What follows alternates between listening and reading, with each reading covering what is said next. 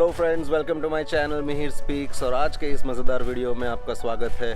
तो जैसे कल मैंने आपको बताया था, आज हम बात करेंगे एक लॉन्ग टर्म रिव्यू के ऊपर मेरी इको स्पोर्ट, जिसने कंप्लीट किए हैं 50,000 kilometres in a 3 years of span. So friends, ये गाड़ी मैंने ली थी अक्टूबर 2017 में। उस टाइम पे शोरूम में इसको इको स्पोर्ट प्लैटिनम डीजल कहा जाता था, वरना technically it's called titanium plus optional model, जिसको एक लिमिटेड एडिशन के तौर पे मार्केट किया गया था। इसके अंदर सेफ्टी और सिक्योरिटी फीचर्स के तौर पे ABS, EBD, ESP, 6 एयरबैग्स, ये सारी चीज़ें स्टैंडर्ड दी जाती थी। Plus the plus point was 17 inch alloys, और इसके अंदर जो स्टेपनी होता है वो भी 17 इंच का ही एलॉय वो लोग देते थे, विच वाज अ USP। इस रेंज की दूसरी गाड़ियों में कई बार जो 5th ऑप्शनल टायर होता है, स्टेपनी होता है, वो छोटी साइज़ का दिया जाता है। इको स्पोर्ट का रोड प्रेजेंस आज भी उतना ही प्रोमिनेंट है, प्लस उसका एक जो एलिवेटेड स्टैंड्स है वो उसको एक अच्छी विजिबिलिटी भी प्रोवाइड करता है।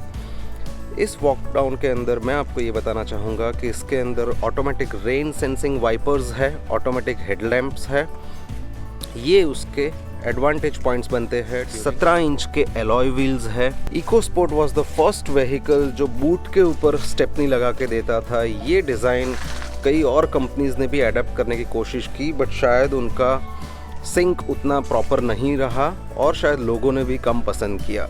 इको स्पोर्ट का कर्व वेट है 1305 से 1315 किलो।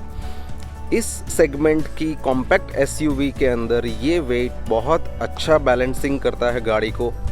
एक्सट्रीम हाई स्पीड्स में भी बेहतरीन स्टेबिलिटी आपको मिलती है। 17 इंच एलॉयज, अबव 100-120 की स्पीड्स में भी आप नेग्लिजिबल बॉडी रोल महसूस करोगे। ये लेवल की स्टेबिलिटी बहुत कम गाड़ी इस बजट में ऑफर करती है। इसी वजह से तो फोर्ड को ड्राइवर्स कार भी कहा जाता है। 7 साल पुराना डिज़ाइन है, फिर भी आज भी अगर आप देखोगे तो आपको उतना ही रिफ्रेश्ड फील होता है। और फोर्ड ने भी उसको 3 बार अपग्रेड किया है माइनर ट्वीक्स और कॉस्मेटिक चेंजेस के साथ। 200 mm का ग्राउंड क्लियरेंस इसको देता है। More than 550 mm of water wedding capacity. ये वाटर वेडिंग कैपेसिटी काफ़ी प्रीमियम प्राइस्ड वाले SUV से भी बेहतर मानी जाती है, क्योंकि कुछ premium SUVs about 20 lakhs category में भी 550 mm की वाटर वेडिंग कैपेसिटी डिलीवर नहीं कर पाते हैं। अगर मैं मेरी बात करूं तो 550 mm का water wedding capacity was one of the key aspects जो मैंने कंसिडर किया था मेरी गाड़ी परचेस करने के डिसीजन के लिए, क्योंकि मैं जहां रहता हूं वहां आसपास में कई बार वाटर लॉगिंग के इश्यूज हो चुके हैं। इको स्पोर्ट का बूट जो हॉरिजॉन्टली ओपन होता है वो एक USP होता है जब आपको एक हैवी लगेज कुछ भी लोड अनलोड करना है। प्लस बूट स्पेस की अगर हम बात करें तो it's around 335 litres. Rear passenger comfort में भी आपको रियर सीट कभी निराश नहीं करेगी। इको स्पोर्ट में इस कैटेगरी की सबसे पहले रिक्लाइनिंग सीट्स ऑफर की गई थी फोर्ड की तरफ से, जो यहाँ पे एक लीवर है जिसके थ्रू आप कंट्रोल कर सकते हो आपके एंगल के हिसाब से। प्लस ड्राइवर सीट जो है वो मेरी हाइट के हिसाब से एडजस्टेड है। For reference my height is 5'10" और मेरी हाइट की ड्राइवर सीट एडजस्टेड है। उसके बावजूद आप देख सकते हो कि मेरे पास एम्पल स्पेस बचता है for a comfortable sitting position on the rear seat. Eco Sport के इंटीरियर्स की अगर हम बात करें तो अच्छी बात यह है कि सॉलिड प्लास्टिक यूज़ किया गया है। इको स्पोर्ट में आप जब बैठते हो तो आपको एक सिक्योरिटी का एहसास होता है। ये छोटी छोटी चीज़ें हैं जो कई बार डिसीजन मेकिंग प्रोसेस जो होता है व्हीकल बाइंग का, वो काफ़ी सिंप्लीफाई कर देते हैं। जैसे कि ये दरवाजे की आवाज़, ये दरवाजे की जो सॉलिड आवाज़ आप सुनोगे ये बहुत कम गाड़ियों में सुनाई देती है। फोर्ड है, टाटा है, वॉक्सवैगन है, इन्हें छोड़ के शायद ही ये फील आपको कहीं और मिलेगा। द सॉलिड थर्ड जो आप सुनते हो वो बहुत कम गाड़ी डिलीवर कर पाती है, and that demonstrates the build quality and the type of material used. 7 साल पुराना डिज़ाइन लैंग्वेज 2020 में पुराना लग सकता है। ये डैशबोर्ड का डिज़ाइन टोटली इंस्पायर्ड था फोर्ड फिएस्टा जो कि सेडान हुआ करती थी। Later it was discontinued in India.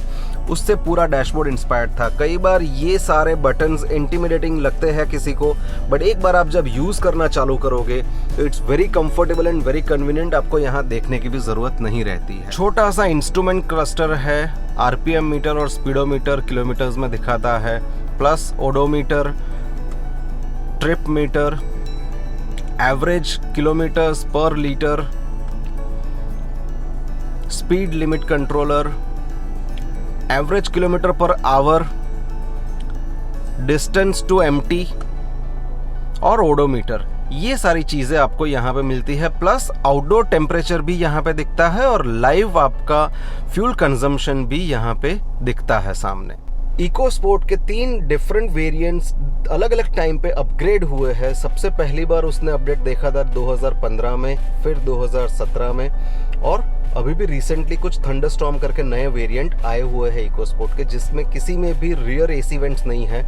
But मैं आपको बताना चाहूँगा कि 3 साल के मेरे ड्राइविंग एक्सपीरियंस में और एज एन ओनर मुझे कभी भी वो कमी नहीं लगी है, क्योंकि इसके अंदर एसी का कूलिंग प्लस ब्लोअर का एयर फ्लो बहुत बढ़िया है, जो आपको रियर सीट पे भी उतना ही कंफर्ट और आराम देता है। इतने ज़्यादा अच्छे पॉइंट्स मैंने आपको बताए, बट अब कुछ छोटे छोटे नेगेटिव पॉइंट्स भी है जिसको आप कॉन्स कह सकते हो।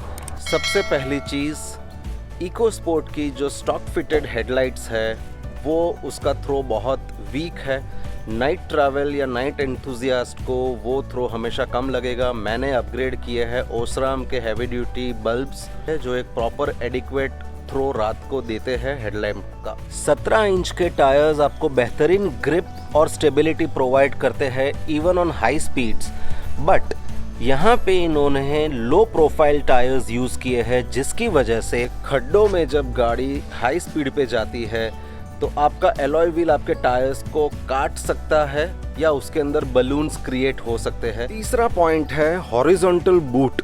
डेफिनेटली ये आपको एक बहुत बेहतरीन एपर्चर देता है हैवी गुड्स लोड और अनलोड करने के लिए, बट जब संकड़ी जगह है, कंजस्टेड पार्किंग स्लॉट्स है, उस टाइम पे ये जो हॉरिजॉन्टल बूट ओपन होता है ये काफ़ी जगह रोक लेता है और उस टाइम पे आप इसे इजीली एक्सेस नहीं कर पाते हो। जबकि अगर ऊपर खुलने वाला बूट हो तो वो संकड़ी जगह पे भी आराम से आपका काम आसान बना सकता है। इको स्पोर्ट की बकेट सीट्स डेफिनेटली कंफर्टेबल है, बट जब हम उसकी विड्थ की बात करें तो दूसरे कंपटीशन ब्रांड्स जैसे कि टाटा नेक्सॉन हो गए या मारुति ब्रीजा हो गए, उसके कंपेयर्ड में सीट आपको बैठने के बाद छोटी लगेगी।